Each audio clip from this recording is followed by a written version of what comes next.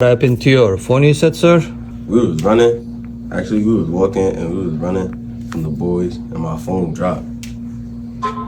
My screen cracked. I'm trying to see if you can fix it. Don't worry. I got you.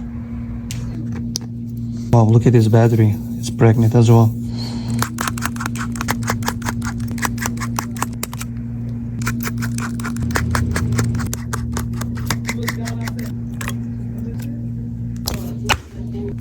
Surgery time.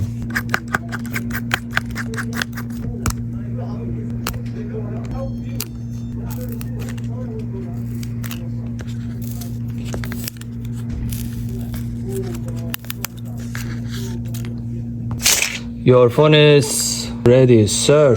Thank you. Now it's good to go. It got disabled for 3 hours. After 3 hours, you can use it again. That's because all of that data.